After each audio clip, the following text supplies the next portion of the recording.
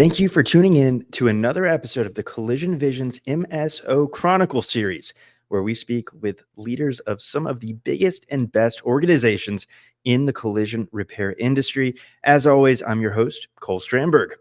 Today's guest is the CEO of an MSO quickly approaching that 50 store mark, and they've also been in the news recently for a big-time private equity recap. Vartan Jerian Jr. is the CEO of VIVE Collision, a fast-growing Northeast-based MSO.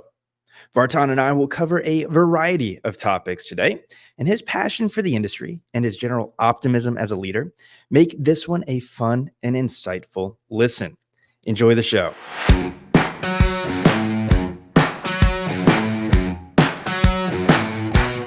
This episode is sponsored by Hunter Engineering. At Hunter Engineering, the theme behind all their products is do it right, do it once.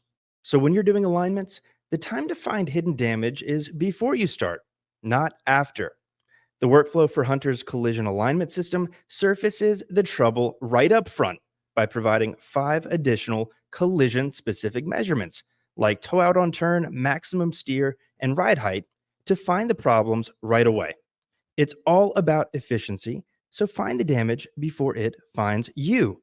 To learn more about Hunter's collision alignment system, visit hunter.com. Enjoy the show. Vartan, thank you for joining us here on the Collision Vision. Well, thank you for having me. Really excited to be here and have a great conversation with you today. Looking forward to it very much. I want to dive right in and talk about VIVE Collision's growth journey and your growth journey. Walk us through your background leading up to VIVE. All right. So first and foremost, I like to tell everyone this one, but I'm not a huge car guy, never was. But I've happened to be in the collision repair space, or, like we like to look at it, the people business here for about 26 years. I never, I never really wanted to be in collision repair, but right out of high school, right in high school, my parents were happy enough to sign me away to go into the Marines. And I went off and did that for some time and came home and needed something to do. So I decided to go to college. And while I was doing that, I was still in the reserves for the Marine Corps. Had gotten called back to go on a short deployment mission that never came to fruition. So I had quit college at the time, and I really needed something to do. So I said, "What am I going to do here?" And started working for my father in the auto body and towing repair business. And I had a really small business. My dad grew up living the American dream, came here with a couple bucks in his pocket and started his own business. And he did pretty well as a single store operator. But I came into the business in the early 90s and saw a lot of things that he was doing that were really great with the customers, and saw a lot of opportunities for improvement. So I dove in with him, started to learn to write estimates, and like the Armenian father he is, he didn't let me do too much initially until I could prove myself. And then I started working on cars and painting cars, and just grew to really love the business. And from there, we grew that, single store location to about 7 locations across all of upstate New York over a pretty, good period of time, about 10 to 15 years, that we were doing that. And, the time we grew that business there, which was fun, exciting, got to grow a lot of great leaders, across the business, and really learn the business of what to do, what not to do. And that was awesome and fun. But being in a family business, we were looking for the next growth trajectory. And we had started to dive in, and it was in the early on years of consolidation, and, especially on the smaller level. And I had spoken to a bunch of private equity firms and, some investment bankers regarding, hey, what can we do to grow, this business? And at that time, we were a little too small for anybody to really look at us. So our other alternative to grow our team and grow our business was looking at exiting the business and selling to a national MSO. And we quartered many of them, and made that decision. And I ended up working for them for about for a few years, almost 3 years, and grew the New York market for that MSO to about 30 locations before I left, looking to do something else. My father was not doing great health-wise, and we had a commercial real estate business that needed some tending to. So I got into that, and then got the bug through some of the people that I met while I was looking for private equity funding during the time we had our old business H&V.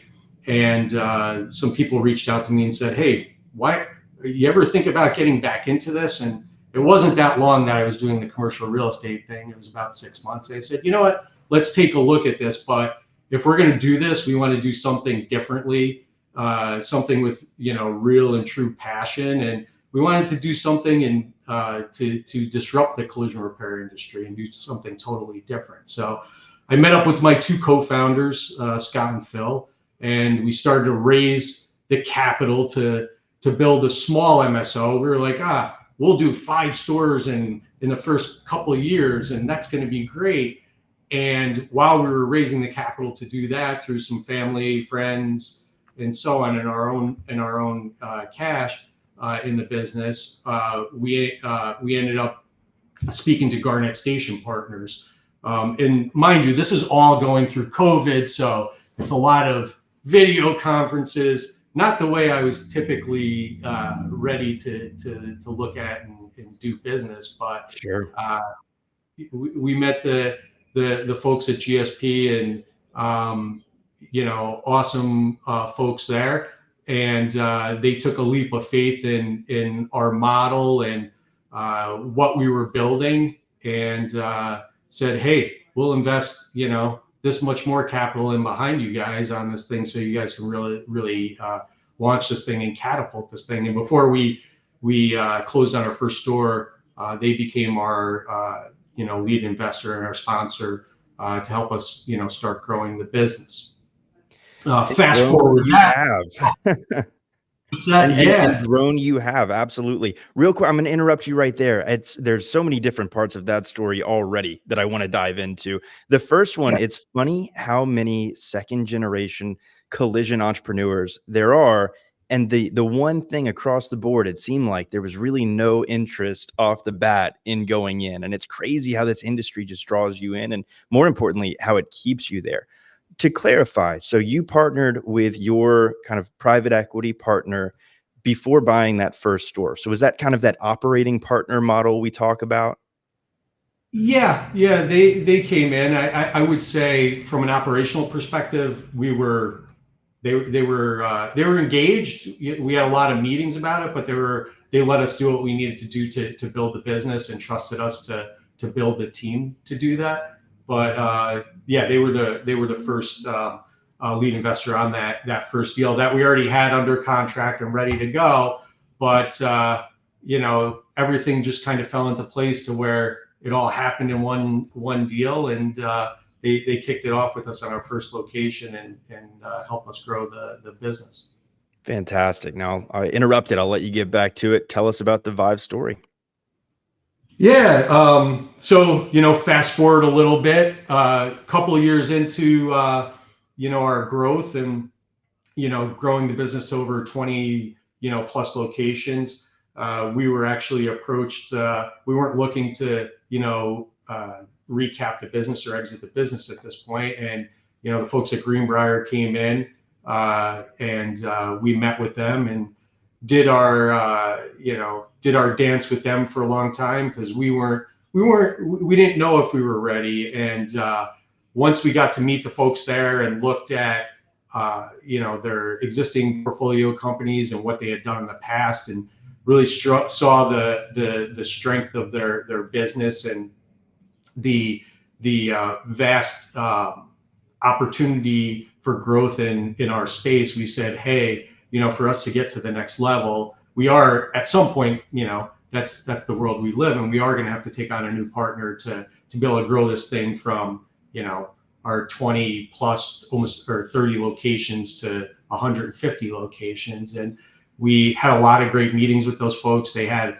a really deep knowledge of the automotive aftermarket, which was great, a little bit different than our former sponsor, but a lot of knowledge on the automotive aftermarket space. And we felt really good that we could be aligned with them on the growth of our company, and saw what they did for some automotive repair businesses and so on, oil change companies, some dealerships that they had owned in the past. And we're really excited about the opportunity to have a partner that could help us grow our business. One thing I've learned is don't ever say no to knowledge that you can bring into the business. And you got to leave your ego at the door and say, I don't know everything, and how can somebody else help me grow, and take that and learn from it, and grow your business. And we've been with them for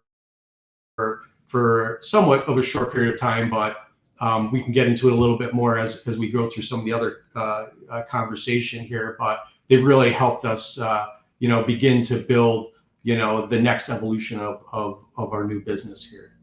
Love it. Yep. Want to definitely dive into what the future looks like. But in the meantime, you've teed it up beautifully. I want to talk about the role of private equity in collision repair and in its expansion.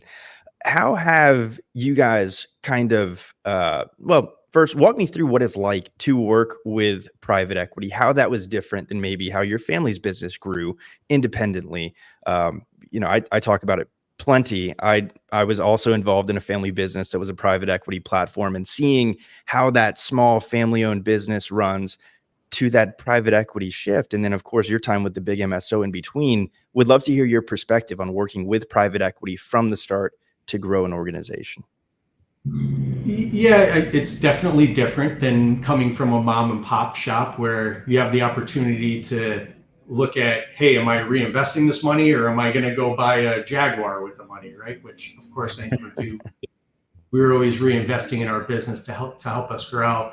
But just having the knowledge of what's going on in the business, it helps you sharpen your sword, in being able to grow the business. And there's a lot of learning from other like businesses that you can take and bring into the collision repair space, from the depth of knowledge that the P sponsors will bring in from the businesses that they've grown. And all of them have had a lot of great businesses, and I'm sure there's been businesses that they've seen things go the wrong way, and they really help you make sure that your business is not going in the wrong direction. And really as a thought partner and someone else to bounce things off of, and the relationships that you build with the board members, and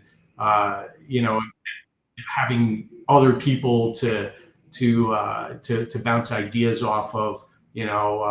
I'm this guy that likes to try to always think out of the box, and what is the new technology going to bring, and how can we change this business for the better? And at the end of the day, that's what we truly want to do, because in my opinion, the collision repair business has been operating in the same way, shape, and form for so many years that it needs to change, especially with the new vehicle technology, and everything from joining methods to ADAS to so many other opportunities that are in the business. But they really help you work through that, and seeing other businesses that may be a little bit more advanced in technology, and taking those resources and bringing them in-house into your business is really a huge help. Absolutely. Yeah, it's so helpful, even just from a thought leadership perspective. To your point, these private equity people are typically really, really smart, and they've gotten exposure to all sorts of different businesses. Collision repair, to your point, for a long time, we've done it the same way, to bring some best practices from other industries. Hugely, hugely impactful. In my M&A role with Focus, I talk to folks all the time about the importance of a few different things in a private equity transaction, right? Price, of course, very, very important. But something often overlooked is probably the most important piece, and that's that culture fit, that alignment on vision with your prospective private equity partner. How do you ensure alignment between your partners, your two historical partners, and your vision for the company? What does that process look like? How do you get to know these people to where you get comfortable? It's a lot of dinners and a lot of sitting down and just talking through our philosophy and the business that we're building together, because that's the way you have to look at it. Is it is truly a partnership. We're using other people's money to build our business, and people want a return at the end of the day. You can't avoid that, right? This isn't monopoly money, right? So you have to take it very, very serious. And I think for them, knowing that you take it very, very serious is really important. But beyond that, for them to have the trust in the business that you're building, in not only me personally, because at the end of the day, the business isn't about me, it's about the team that we're building across the platform. And we try to, we don't try, we do bring in like-minded people, transformational leaders that they have to love this business and love what we're doing. Otherwise, it's not going to work for them. So making sure that our sponsors are aligned with that and really understand that the quality of people that we bring in, and sometimes paying people is this business it's a tough market, right? So you're paying top dollar for the best talent out there, which we always want to make sure we're doing, and always looking to bring in transformational leaders that are going to take us to the next level, and that have stepped on some of those rakes so we don't step on them again. And people that have been in other types of business. For instance, our CFO was in a couple other roll-ups. So bringing someone like that to the team just makes our team much more powerful. From the finance and FP&A side, bringing in people that have seen and have the knowledge of other businesses, and what our sponsors are going to be looking for, so that the operations team is always continuously focused on the operations side, and the finance team is focused on making sure that we have that northern direction. We're staying on point, and we're completely focused on where we're going. And if there are opportunities, which they do come up, right, in any business, that we take the focus, energy, and effort that the team have that one pointed attention to that opportunity, and fix it immediately or as quickly as possible, and move on, so that we can continue to rinse and repeat and build the business that we're building today. Beautiful. No, well put. And kind of keeping to that theme of that vision alignment for folks listening, and there aren't that many potential platforms out there, but for whether it's potential operating partners for a private equity group or a leadership of a potential platform level collision repair, what are some of those key kind of maybe cause for concern if you are not aligned? I know one, for example, private equity groups have a certain size they'd like to get to, and maybe a leader is great at 10 but wants to get to 50 and not 500. What are some of the misalignments that, as a leader in that position, you'd want to make sure that you are aligned? I think just going back to what we were talking to a little bit earlier, I guess from a misstep perspective, taking a business from 0 to 10, and then from 10 to 50, it is a big challenge. And how I personally look at it is I'm growing as the business is growing. So bringing in other leaders that have been in businesses that have scaled is really important, so that I can learn from them as as the business grows. But also making sure that we're building a team, and having the buy-in from the sponsor that, hey, we're going to have to make the investment in the team beforehand, because if we're trying to make the investments after we reach 100 locations, we're going to have a problem. that business probably isn't going to be a success. And then I think some of the other opportunities out there, if someone's, looking to partner is, I've seen where, people think this is easy. For those of you watching, this isn't as easy as some people may perceive, right? But, if you're building a business for, to roll it up and flip it, and that's your decision, and that's the model you're building. You just got to make sure that, if that's the sponsor's idea of what they're looking to do, you have to make sure you're aligned and that's what you want to do. We're looking to build a legacy business here, and we enjoy it. I think one of the things we do different now today is we don't rebrand a lot of our locations, although we do have VIVE locations, and we'll continue to have greenfields and brownfields. And in some cases, we do rebrand them, but we like to honor the legacy businesses that we've purchased. And, in some cases, those family members are still on with us. And the reputations and, relationships that some of those businesses have built in those markets are really important to us. So we're always constantly trying to figure out, how do you scale the business? We call it the family of brands, right? We're the parent company, and we power those businesses by VIVE. Although I will tell you, it's becoming a challenge and, something for us to look at.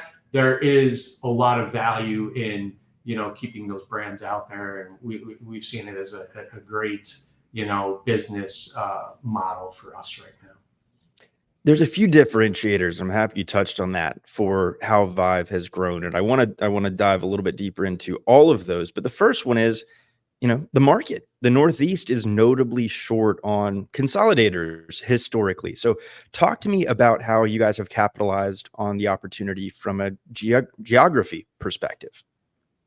Yeah, I think, one of the biggest barriers to entry in the market is a lot of whether it's, governmental issues or legislative issues with opening collision repair shops in some of the markets that we're in, can definitely be a challenge across some of the states that we're in. Not an impossibility, but you have to have some patience when dealing with some of the agencies in some of the states. So if you don't know those means and bounds of getting into those markets and what you have to do, it can definitely create some challenges when you're looking to scale a business. Thankfully, we've got a great team that handles all the permitting and all of that. So and we've got a lot of people that are local to the market. So we're able to work with a lot of those agencies and get it figured out, because it can be challenging.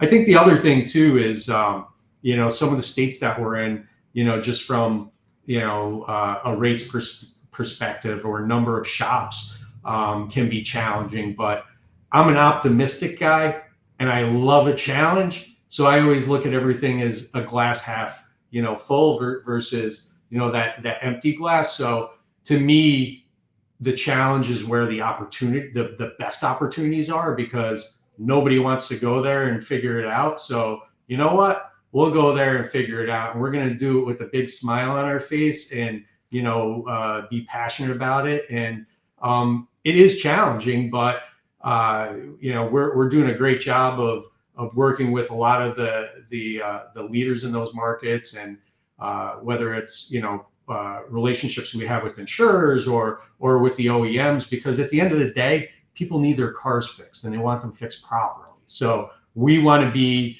that number one provider of collision repair, EV and OEM services to those customers in those markets. So relying on our relationships, building a great reputation in those markets as the buyer of choice, and building a great business that's honest and transparent with everybody has been, that's our secret sauce.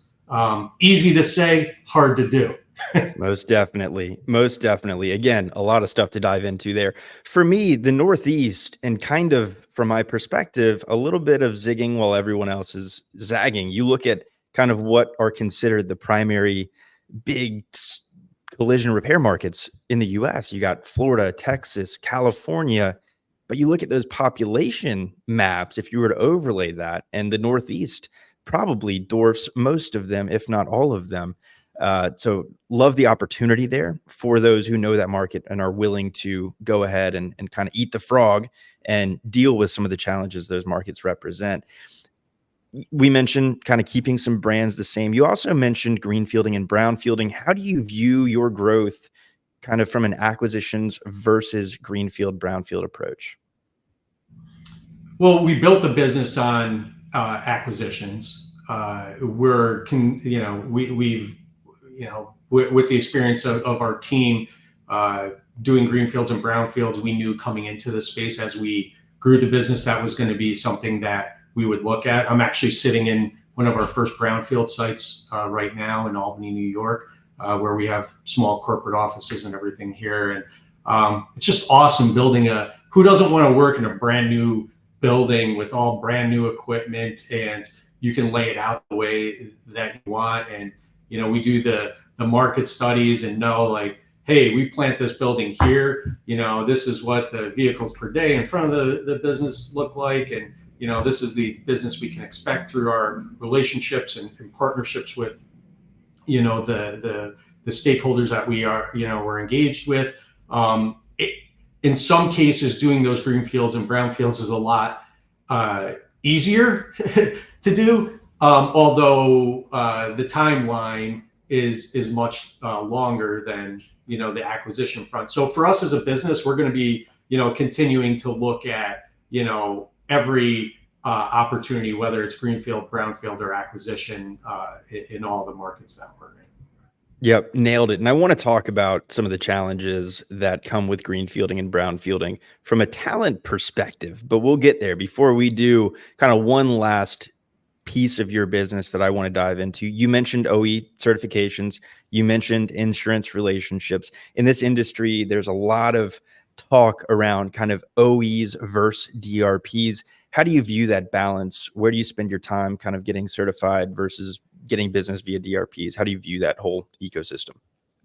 Yeah, and that's a little bit different with our model too, is we have some facilities that have no OE or no DRP, which it's not a dig to, we have a lot of great relationships with many insurance carriers out there that support our business in many of the market, and, it creates a great customer experience. But in a lot of cases, just the demand levels are so high that if we add too much to a facility with OEM certs, it creates an issue, an opportunity for that customer experience where they might be, focused on doing EV and, say Tesla repairs at that facility. We want to make sure that they're focused on that and they become the experts in those repairs, at that facility. Because, if we roll back to the beginning of what we talked about, we want to change and disrupt the industry. My feeling is that at some point, as vehicles continue to advance, we're going to have facilities that only specialize in maybe one or two models, per facility. And our business is proactively getting ready for that. And I don't see it. I think it's a necessary condition for the business. There's always going to be the insurance relationships out there. There's always going to be the OE relationships. And some of those OEs have partnerships with some of the insurance carriers out there. It's just knowing and understanding that part of the business, where it's going, and how to best navigate that based on the market and the opportunities in the market. Because if we go to a market in Maine, it might not have the same opportunities with, where we fix a lot of trucks, a lot of Subarus, and we have those certifications in that market. But there are some EV opportunities, but we're not going to be able to do that in 10 locations there. We might only be able to do that in 2. So, just making sure we understand the markets that we're in, and, talking to and having open and honest transparent relationships with the people that we are partnered up with and do business with across, all the states that we're in. Now, at the time of this recording, how many locations do you guys have operating today? Well, today or in 2 weeks, we're almost about 50 locations. We're 46, as we sit today. Fantastic. Across 8 states in the Northeast right now. Well, keeping that kind of filter in mind, a couple things that you just said jump out at me pretty aggressively. Listeners of this show know I love to incorporate football references. I'm a big college football guy, but for an organization of your size to in essence in some locations be able to build your playbook around your talent, i.e., hey, these guys are really good at fixing EVs, the ability to be agile like that is really pretty cool for an organization of your size. Secondly, and this is really simplified, but I've been of late preaching that body shops have three real options for this quickly evolving future of collision repair. They could sell, they could grow, or they could specialize. And in a way, Vive is doing or has done all three, albeit a little bit in a different sense than I had intended. But it's very cool to see the agility and the evolution of the organization. And I do want to now talk about hiring and culture and team building, especially with greenfielding and brownfielding. How are you able to address the technician shortage and the talent shortage as a whole as you grow? That's a great question, right? And something I think as an industry, we've been talking about and saying this day is going to come. And being in the business almost 30 years, I think we were talking about this probably 15 years ago on what we're going to do. And hey, these folks are getting older in our business, but we do apprenticeship programs in some of our locations today. As we're still a smaller MSO, we're building our business, so we're constantly, I call it building the plane as we fly it. So we're effectively building out those apprenticeship programs for our business today, and have been very successful with a lot of the existing sites that we have, and having the technicians mentored and bringing some talented people in.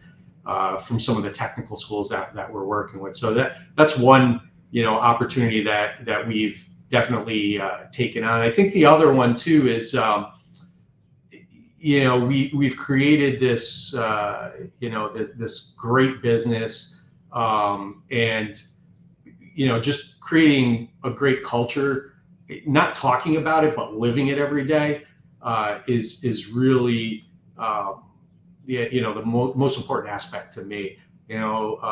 We talked about it earlier, bringing in like-minded, honest, transformational leaders that love the business. That attracts other people to come into our business. So maybe they're not happy where they are, or maybe they want to get up to speed and work on some of these cool EVs and be working on the Teslas and the Rivians that and the Mercedes and what have you that we're able to work on today. So that, to some people that really love this business, and those are the people that we're looking for, that attracts them to come to our business. But from the technical side, I think as the business gets more advanced, I think building a more systematized approach where there's more disassembly, reassembly teams, where we can bring on lesser skilled technicians that we can elevate to the next level, so we can improve that talent pool,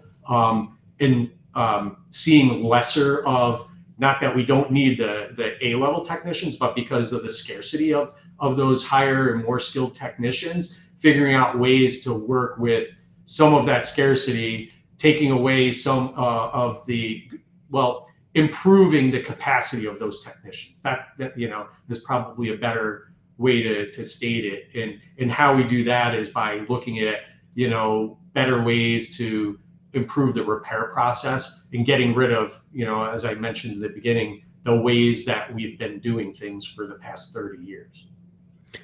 I always find it really interesting on kind of the personality profile of leaders within our industry who have been very successful. So I'd ask you to get a little introspective here with me. As a leader, where do you feel that your strengths lie? And then for where you might not be so strong, how do you view kind of backfilling that in your leadership team to help support that? That's a great and deep question that I think about every day, right? In full transparency, you wake up every day and you want to be a better leader every day, and how you do that is by I got a phone call yesterday from one of the folks, and I challenge all of my team, and I just recently promoted someone to the VP of Ops, Stephen Kohut, and one of the first conversations we had was that I'm a pretty direct guy, maybe a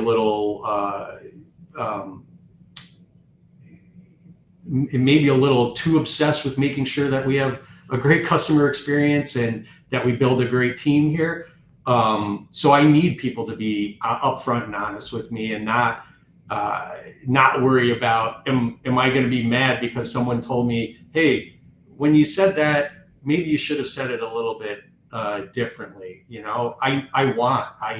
I am eager to get that feedback from anybody and everybody on our team. And the one thing I've learned over the years, and I had the best leadership training in the world. Nobody can beat going to the Marine Corps. It's the best. And when you understand that your team is everything, troop welfare, it's the most important, the team's welfare, how they're doing every day, making sure, when I walk into a shop, I want to know, people, and we want to build that relationship. And I realize as we build this business, it's becoming an impossibility to be in every store and every day. But I do my damnedest to say hi to everybody and get where I can. But it's up to me to make sure that our leaders know how important that is, and that they can echo that same type of culture, throughout our business, and,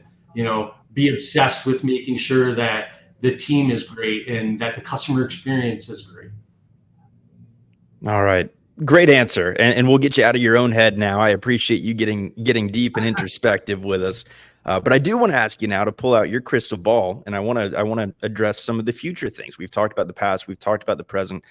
I want to talk about both the future of the industry and the future of the VIVE organization. Let's talk about the industry first. What trends or changes or new technologies do you see coming down the road that are going to really impact us as an industry over the next, call it 5 to 10 years? Yeah, I think, just going back to a bunch of the stuff we've spoken about, partnerships with the OEMs, educating everybody, all stakeholders in this business. That's, mission critical for us to be successful as a business, as an industry, making sure everybody has the knowledge, especially with, we look at EVs. It's the big thing we all talk about in the industry. But the danger of fixing those cars is there, and people not knowing or having the knowledge of how to repair, wearing non-conductive, boots in the shop, and making sure you have the right safety equipment. To us, that's paramount, right? I talked about earlier, making sure our team is safe and secure is of the utmost importance. And then, going into, how do we repair these vehicles and repair them properly? So training is huge. We do a lot with the OEMs. Of course, we do iCar. We are also building out a lot of our own internal training programs, whether it's welding or what have you, just to make sure that we're checking ourselves, on a daily basis, and making sure that our teams are doing proper welds. We're, doing, constructive weld tests in our facilities. And that brings me back to, the future state of the industry. So some of the things that we're looking at and doing is, how do we leverage AI from, creating a better customer experience, but not diluting the personal part of that experience with the customer. We have this shortage not only of technicians, but we also, as a world, it seems like it's challenging to get anybody in to fill out an application, right? We go to restaurants and they're understaffed these days. So figuring out ways to leverage technology to improve the experience from the front office all the way to the back. I know nothing about football, so I'm glad you didn't ask me anything about football. At the end of the day, this is my sport. This is all I know, live, breathe every day. So looking at ways that we can leverage technology and advance the business is, we're kind of geeky about that. In addition to that, as our business grows, We do all OEM scans pre and post across our platform. We feel that's, the right thing to do for our customers.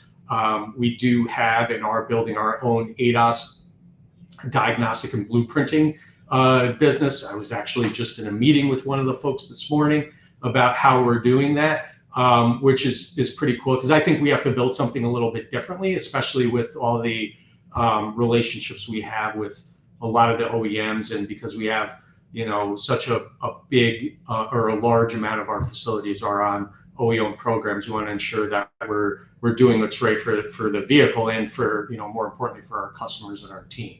So I think those are, a couple of things we're going to see. And I think one other important thing, as we see the vehicle platforms change and the technology of, joining methods, how vehicles are being put together more, we're going to see less welding, more gluing, riveting, and bonding of different materials on vehicles. So we're seeing, the EVs are so heavy, they have to find ways to counter that with, lower weight vehicles and so on. And I think that technology will actually help our business as well, because the instructions for being able to, it's easy to teach someone to, I won't say it's easy. Nothing that we do in this business is easy. This is a hard business to be in. But I think from a process perspective,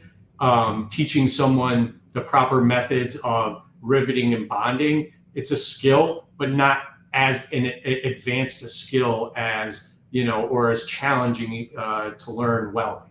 So I think those things will help our business and, create somewhat more process-oriented environment for us to be able to advance our businesses, to the point where we can help improve some of that, scarce labor resource that we're seeing out there. Now, talk to me about your vision for the future of VIVE over that same or similar time frame. My vision, basically just working on everything and anything we just talked about. And, we're still a small, agile platform. Love what we're doing every day. The team is very pumped, and we just got out of our leadership symposium that we had for all of our general managers last week at Foxwoods in Connecticut. And it was a great event, and I think we're going to continue to see growth, not only externally but internally with our team. That gives me the greatest joy, is watching our people advance in our business and watching them grow and go from general managers to operations managers, or regional directors, and advancing people to other levels within our business. That's the fun part, and I think you'll continue to see more of that from us. Fantastic. Well, you have been so generous with your time today. I've had a blast in our conversation. Want to go ahead and start to wrap things up. And as you know, we like to end each episode of the Collision Vision with 3 key takeaways. A lot to digest here today, but how would you kind of view that? What are your 3 key takeaways from our conversation today?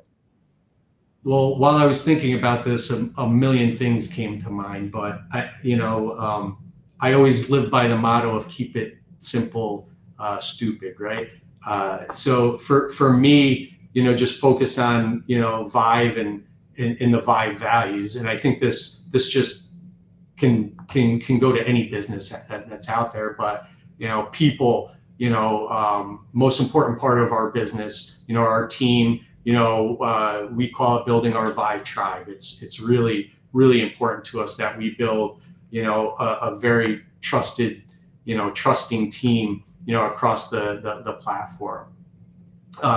Going back into, our second value of process, making, and building continuous process and making that part of our business where people aren't scared to raise their hand and ask a question, or, say, hey, why are we doing this way? This doesn't make sense.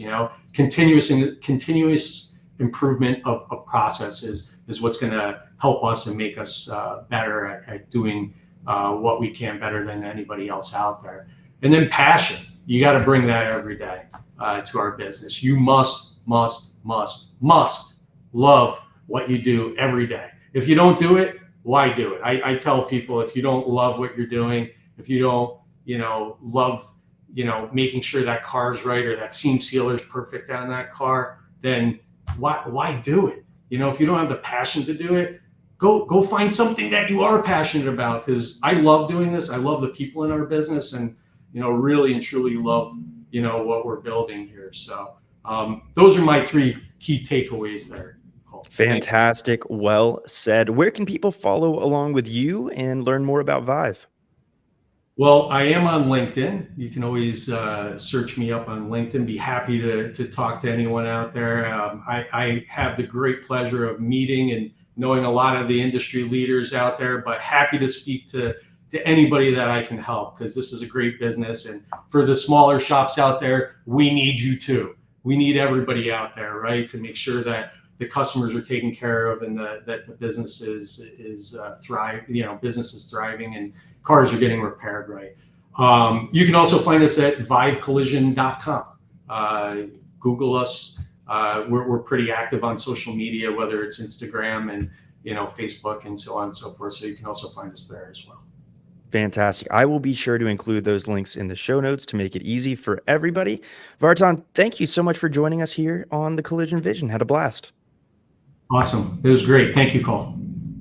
Thank you to Vartan Jerian Jr. of VIVE Collision for joining us on today's show.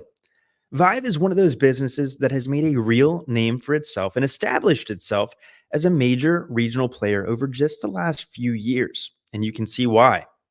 Vartan's 3 key takeaways are worth repeating, and those were: number 1, keep it simple, stupid.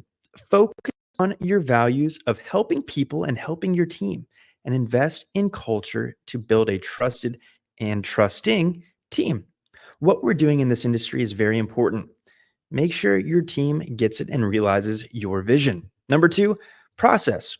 Build a culture of continuous process improvement and make it okay to ask the why behind what's happening. Always be getting better and always be learning in this industry. Lastly, passion. Bring it every day. Life's too short to be doing things you don't love to do, and there's a lot to love about this industry. Bring and share the passion for what you do. That's all for today's show. If you enjoyed this episode, and if you're enjoying the MSO Chronicles series here on the Collision Vision, be sure to share us with your network and hit that follow button wherever you get your podcasts, or on YouTube, where the Collision Vision lives in video form. Stay tuned for another great episode in our MSO Chronicles series next week. And on behalf of the Auto Body News team and myself, thank you for coming along for the ride.